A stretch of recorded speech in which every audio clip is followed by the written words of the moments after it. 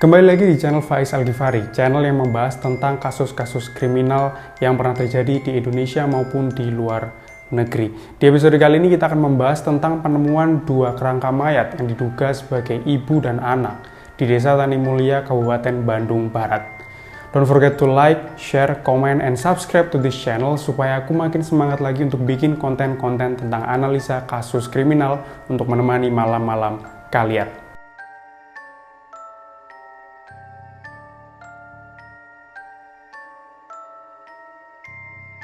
Kronologinya pada tanggal 29 Juli 2024 kemarin, salah satu rumah di Desa Tani Mulia, Kabupaten Bandung Barat. Rumah berwarna ungu dan berpagar hitam yang sudah dipenuhi semak belukar ini, yang selama ini sama warga dianggap sebagai rumah kosong, tiba-tiba dihebohkan dengan penemuan dua kerangka yang ada di dalam rumah tersebut. Awalnya, pada hari itu, jam 10 pagi, salah satu warga yang bernama Ibu Ai Suyati, dia kebetulan lewat di depan rumah itu dan bertemu dengan seseorang yang bukan lain adalah pemilik dari rumah itu, yang bernama Mujoyo Chandra. Ketika ditanya, Pak Chandra ini bilang kalau dia itu mau ngambil salah satu dokumen yang ada di rumah itu, yaitu dokumen akta kelahiran. Tapi dia bilang rumahnya itu dalam kondisi gembokan, makanya dia mau laporan ke RT untuk mau ngebongkar pagar itu. Ya walaupun rumah dia sendiri, tapi dia ngerasa nggak enak kayak gitu, harus laporan ke RT dulu. Setelahnya Ibu Ai dan beberapa warga yang lain menyaksikan pembongkaran pagar rumah itu. Tapi Ibu Ai ini nggak sampai selesai karena dia harus balik ke rumahnya karena harus masak. Setelah dibongkar, terdengar teriakan dari Pak Chandra. Setelah disamperin oleh Bu Ai dan warga yang lain, ternyata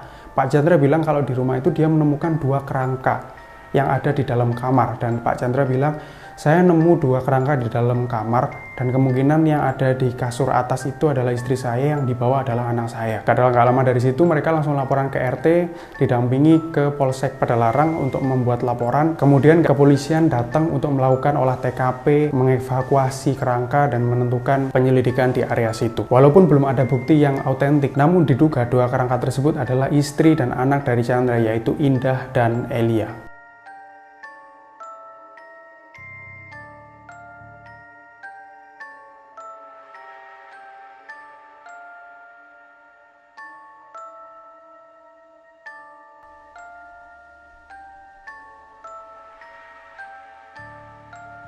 Nah, kalau kesaksian dari tetangga, menurut dari Ibu Ai Suyati yang tadi itu, Ibu Ai ini cerita kalau tetangganya Ibu Indah dan anaknya yang bernama Elia ini memang jarang bersosialisasi dengan tetangga-tetangga yang lain. Tapi dulu waktu tahun 2000-an, Bu Ai ini sempat main ke rumahnya karena memang waktu itu tahun kelahiran dari anaknya Ibu Indah ini yang namanya Elia itu. Dan memang kebetulan anak dari Ibu Ai ini juga seumuran sama Elia, jadi emang teman bermain waktu kecil. Namun seiring waktu, Ibu Indah dan Elia ini mulai renggang hubungannya dengan para tetangga. Puncaknya adalah tahun 2014 ketika suaminya Ibu Indah, yaitu Pak Chandra ini, memutuskan untuk pergi ke Cirebon.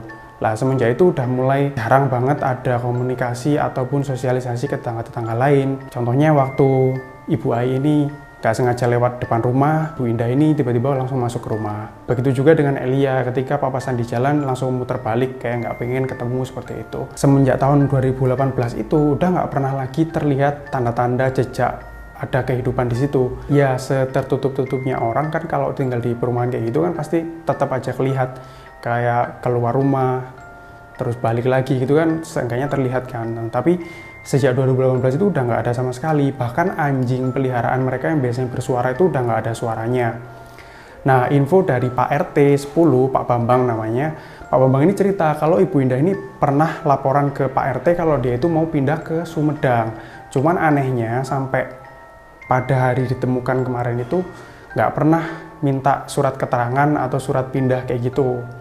Dan menurut Pak RT, dari data yang masih tersimpan di Pak RT itu, sebenarnya Indah sama Chandra ini masih berstatus suami istri karena di kakaknya itu ya masih tercantum. Nah, Pak Bambang ini juga ikutan hadir di TKP pada saat penemuan kerangka itu, dan Pak Bambang bercerita kalau ketika ditemukan kerangka itu sudah benar-benar dalam bentuk tulang belulang. Artinya mungkin kematiannya adalah udah lama.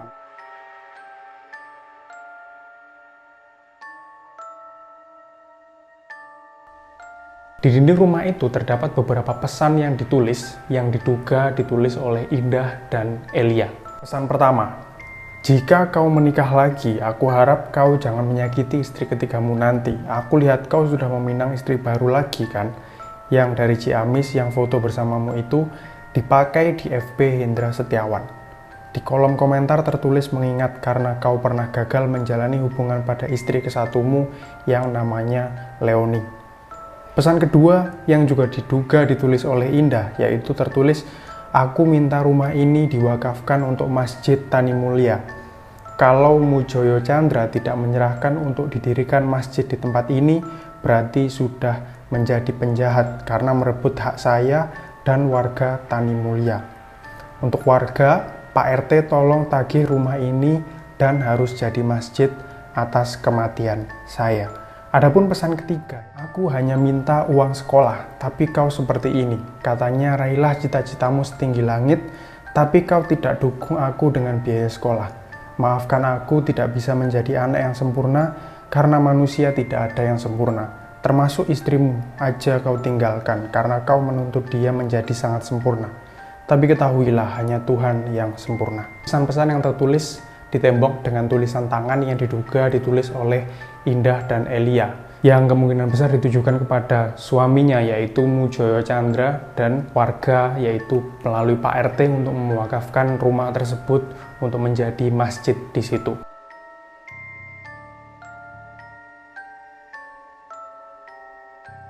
Menurut pendapat salah satu psikolog bernama Retno Dewi, beliau berpendapat bahwa kemungkinan korban ibu dan anak yang ditemukan sudah dalam kondisi tulang belulang ini, dia memang menyiapkan dirinya untuk mati. Merujuk pada beberapa fakta di tempat kejadian perkara.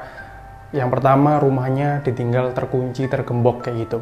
Terus yang kedua, ada beberapa pesan yang ditulis di dinding, yang mana itu juga mengungkapkan bahwa Indah ini merasa sangat kecewa, merasa marah, entah karena dikhianati atau ditinggalkan, diabaikan oleh suaminya, yaitu Chandra. Dan saking tidak kuatnya, makanya dia melakukan itu. Dan juga didukung dengan fakta bahwa salah satu dari pesan yang ditulis di dinding itu adalah untuk mewakafkan rumah menjadi masjid di warga sekitar situ. Dan itu juga mendukung asumsi bahwa mungkin Ibu Indah ini ingin agar kematiannya ini bisa dimaafkan untuk mengimbangi di akhiratnya nanti sehingga tetap mendapat pahala dari wakaf tersebut.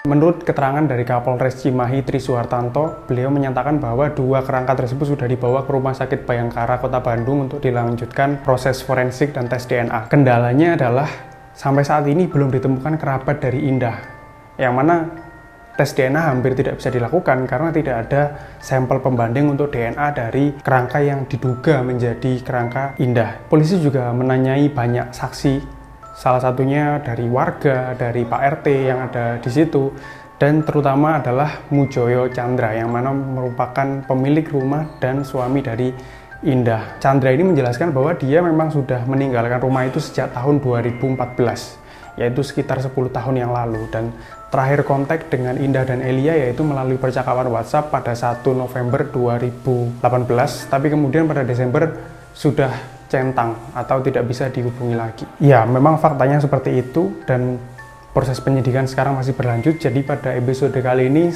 aku nggak mau membuat opini terkait apa yang mungkin terjadi. Aku juga nggak mau menduga-duga. Tapi fakta yang disampaikan dari Chandra sendiri yaitu terakhir di rumah itu tahun 2014, 10 tahun lalu, terakhir kontak 2018. Dari range waktu 2018 ke 2024, apakah Chandra ini sempat datang ke rumah untuk nengokin anak istrinya, ya itu juga belum ada keterangan rilis pers dari pihak kepolisian. Jadi untuk episode kali ini saya tidak akan memberikan opini terkait hal tersebut dan menunggu proses penyidikan sampai selesai, sampai ada rilis pers dari kepolisian. Itulah episode kali ini teman-teman. Tinggalkan komen di bawah, jangan lupa like, komen, dan subscribe ke channel ini supaya aku lebih semangat lagi membuat konten-konten crime story untuk menemani malam-malam kalian. Thank you for watching.